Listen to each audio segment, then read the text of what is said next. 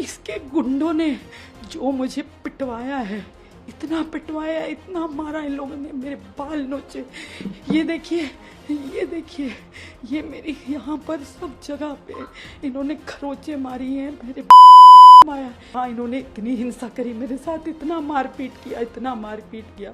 अगर दिल्ली पुलिस वाले मुझे अगर वहाँ से बचा के ना ले जाते तो ये मुझे मार डालते। इसके गुंडे, इन्होंने कोई कसर नहीं छोड़ी।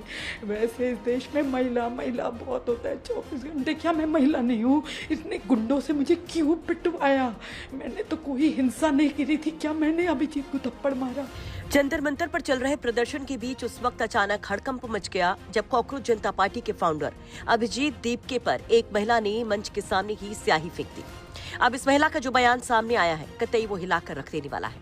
ये महिला पूरी घटना के कुछ घंटों के बाद सामने आती है और जो कुछ बताती है वो हैरान करने वाला है। दरअसल दिल्ली के जंतर मंतर पर प्रदर्शन के दौरान शनिवार को अभिजीत दीपके अपने समर्थकों के साथ मंच पर मौजूद होते हैं, तभी एक महिला आगे बढ़ी और उन पर स्याही फेंक दी। स्याही दीपके के चेहरे पर जा गिरी, जबकि आसपास खड़े कुछ लोगों के कपड़ों पर भी छींटे पड़े। घटना के बाद कुछ देर के लिए अफरा तफरी का माहौल बन गया और पुलिस ने तुरंत महिला को हिरासत में ले लिया। स्याही फेंकने वाली महिला की पहचान बरखा त्रेहन के तौर पर हुई। बाकायदे घटना के बाद बरखा त्रेहन ने सोशल मीडिया पर पोस्ट कर स्याही फेंकने की जिम्मेदारी ली और दावा किया कि प्रदर्शन के दौरान उनकी धार्मिक भावनाएं आहत हुई, जिसके विरोध में उन्होंने ये कदम उठाया।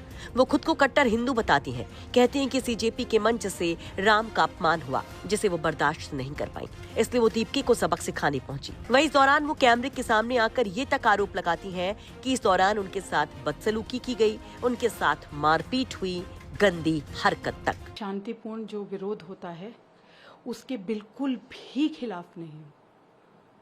मैं किसी भी राजनीतिक पार्टी से संबंध नहीं रखती, मेरा कोई कनेक्शन नहीं है। एक राजनीतिक कार्यक्रम है ये जो चल रहा है, वहाँ पे जो ये कॉकरोचेस हैं, कॉकरोच पार्टी है, ये नीट की वहाँ कोई भी बात नहीं कर रही है। वहाँ पर पॉलिटिकल एजेंडा है, जय भीम के नारे लग रहे हैं, ये दलितों का मूवमेंट है।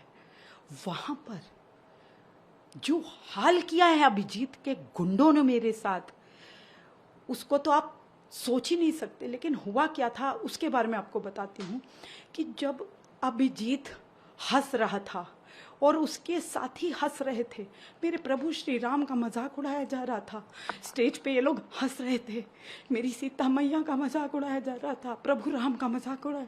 मुझे ये सब देखा नहीं गया और इसी के लिए मैं वहाँ गई थी और मैंने अभिजीत की जो स्याही हवा में फेंकी थी अभिजीत के ऊपर, वो इसलिए फेंकी, वो मेरा विरोध करने का एक तरीका था, क्योंकि मेरा मन बहुत आहत था। मैं क्या करूं?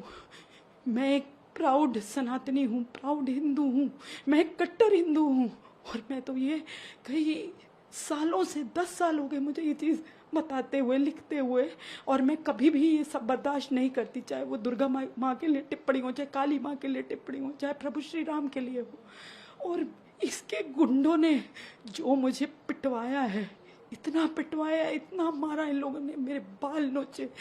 ये देखिए, ये देखिए, ये मेरी यहाँ पर सब जगह पे इन्होंने खरोचे मारी हैं, मेरे माया, मेरे हाथों को ये उंगलियां सूज गई हैं। और दिल्ली पुलिस ने मुझे वहाँ से जो निकाला, मेरी कमर तोड़ दी, पैर तोड़ दिए, मेरी उंगलियां तोड़ दी, बाल नोचे।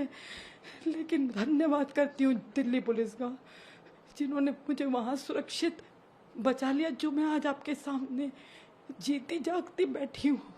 जो इन्होंने मैंने तो कोई भी चीज़ ऐसी नहीं करी, मैंने कोई हिंसा नहीं करी, इन्होंने मेरे साथ इतनी हिंसा करी, इतनी हिंसा करी, और ये सोनम वांगचुक को यूज कर रहे हैं। मैं यही बताने तो गई थी वहाँ सोनम वांगचुक जी को कि आपको ये यूज कर रहे हैं, जस्ट लाइक अन्ना हजारे। मैं यही बताने गई थी और वहाँ इन्होंने इतनी हिंसा करी मेरे साथ, इतना मारपीट किया, इतना मारपीट किया।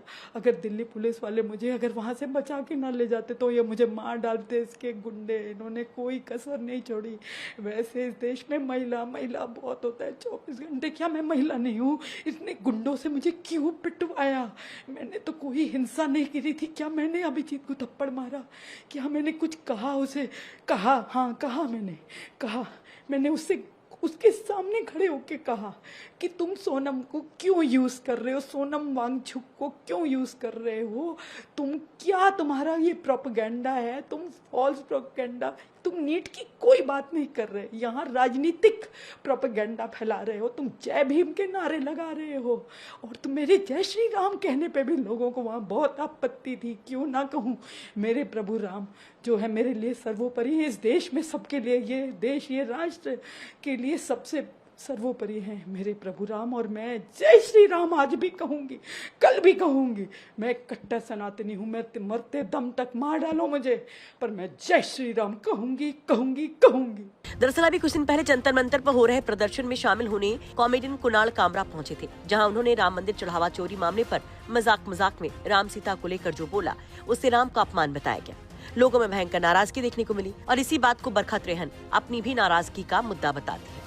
बरखा त्रेहन ये भी कहती कि उनका किसी राजनीतिक दल से कोई संबंध नहीं है। साथ ही उन्होंने आरोप लगाया कि प्रदर्शन का मुद्दा राजनीतिक एजेंडे से प्रेरित है। वो ये तक कहती हैं कि यहाँ पर महिलाओं का सम्मान तक सुरक्षित नहीं। दूसरी ओर इस घटना के बाद सोशल मीडिया पर उनके पुराने पोस्ट और सार्वजनिक कार्यक्रमों की भी चर्चा शुरू हो गई। सीजेपी के तमाम समर्थक बरखा त्रेहन को ट्रोल करने लग गए। दरअसल सोशल मीडिया पर बरखा खुद को पुरुष अधिकार कार्यकर्ता बताती हैं, पुरुषों से जुड़े मामलों पर लगातार अपनी राय रखती रहती हैं। उनके सोशल मीडिया अकाउंट पर कई चर्चित मामलों को लेकर पोस्ट मौजूद हैं, जिसमें एक बड़ा मामला था कुलदीप सेंगर का। अभी कुछ दिन पहले कुलदीप सेंगर को लेकर जब दिल्ली में सियासत गरमाई थी, तो बीजेपी के पूर्व विधायक कुलदीप सेंगर के समर्थन में जंतर मंतर पर प्रदर्शन भी हुआ था और इस प्रदर्शन में नजर आई थी बरखा त्रेहन। लेकिन अब बरखा त्रेहन जिस तरह से बयान दे रही हैं, सीजेपी के एक कार्यक्रम पर सवाल उठा रही हैं, उनके साथ हुई गंदी हरकत की बात कह रही हैं, उस पर आप क्या कहेंगे? कमेंट बॉक्स अपनी राय जरूर रखिए। ब्यूरो रिपोर्ट, यूपी तक।